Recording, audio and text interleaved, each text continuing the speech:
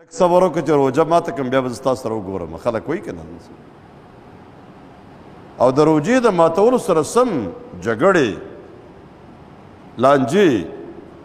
دشمنۍ دا شروع شي ځکه شیطان په دې باندې ډېر زیات خپی چې د روژې په میاشت کې د هغه شاګردان او د هغه ملګري چې د هغه په خوله به ګناهونه کول هغه ته الله ډېر لوی اجرونه ورکړي والله یې معاف کړي نو هغه په دې شپه کې دا غلط فهمي موږ ته راچولې ده چې د روژې ورځ خو روژه ده د ماښام نه پس چې څه کوې نو بیا خیر دی نو داسې جیلي د جیل نه آزاد شوی نه دی دا ټوله میاشت روژه ده دا د رمضان المبارک میاشت ده په دې کې یوازې د ډوډۍ او د اوبو نه روژه نه ده د ګناهونو نه روژه ده او د هر ګناه نه وړوکی ګناه دی که لوی ګناه دی خصوصا د دې رمضان په میاشت کې جګړې کول خو ډیفینټلی دا د شیطان د طرفه دي هماغه راځي او زموږ په میاشت کې جګړې شروع کوي مسلې پیدا کوي دشمنۍ د هغې دپاره د روژې په میاشت کې په ورځ کې نه بلکې د شپې چې لږ ماښام شي د جګړې او جنګونه شروع شي د دې سازش نه ځان بچ وساتئ چې د شیطان د دې اکساهټونو نه چې هغه مونږ ته راچوي دی مونږ ته ډېر لوی نقصان راکوي زموږ ټولې نیکۍ هغه په اوبو باندې ویسي او زموږ ژوند ټول د ګناهونو نه ډک کي زموږ په منځ کې دشمنۍ پیدا کي جګړې جنګونه قتلونه وینې تویده خوشقسمته خلک هغه دي چې دې میاشتې ته خپل ټول کارونه او مصروفیات محدود کړي او د دې میاشتې فایدې واخلي هیڅ پته نه لګي چې بل ځل دا میاشت موږ ته میلاویږي که نه میلاویږي ډېر شی خلک خو زموږ سره و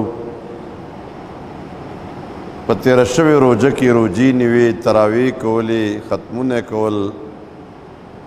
لیکن په دې روژه کې هغوی دلته موجود نه دي بلکې د الله دربار ته رسېدلي دي او واپسۍ د هغې سره هېڅ رابطه زموږ نشي کېدی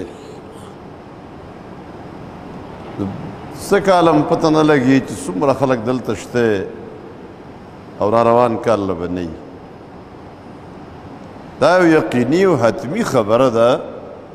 چې مرګ را روان دی او دا ژوند عارضي ځکه دی چې په دې پسې مرګ ورپسې دی او چې په کم ژوند پسې مرګ ورپسې نو هغې ته ژوند نه ویلی کېږي ژوند به هغه وي چې په هغې پسې مرګ نه وي نو د کم ژوند په سر باندې چې د مرګ توره پرته وي نو دې ته به ته څه ژوند وې چې سبا کې نو د بېګا ضمانت د سره نه وي او چې بېګا کې د سبا ضمانت د سره نشته نو دې ته به ته څه ژوند وې او په دې به څه فخر وکړې او په دې به څه خوشحالي ښکاره کړې د دې خوشحالو ته خوشحالي ویل او د دې غمونو ته غمونه ویل دا د ناپوهه خلکو کار دی ځکه غم یې مارضي دی او خوشحالي یې مارضي ده چې څومره لکونه کروړونه اربونه روپۍ هم د دنیا جمع کې او چې څه وغواړې ټول درته میلاو شي لیکن ژوند به دې هغومره څومره چې تا لپاره الله مقرر کړی دی د هغې نه اخوا تا ته نه میلاویږي او د هرې بیمارۍ او د هر مرض علاج شته دی دارو شته دی تا هغه وخورې نو د هغې نه بچ شي لیکن د مرګ دارو لا اوسه پورې پیدا نه شو بلکې هوښیاران وایي چې د مرګ دارو مرګ دی د مرګ علاج مرګ دی چې مړ شوې بیا بل مرګ نشته بیا چې ژوندی شوې د هغې نه پس ژوند دی نو د مرګ دوایي دارو او علاج هغه مرګ دی چې څو پورې مړ شوی نه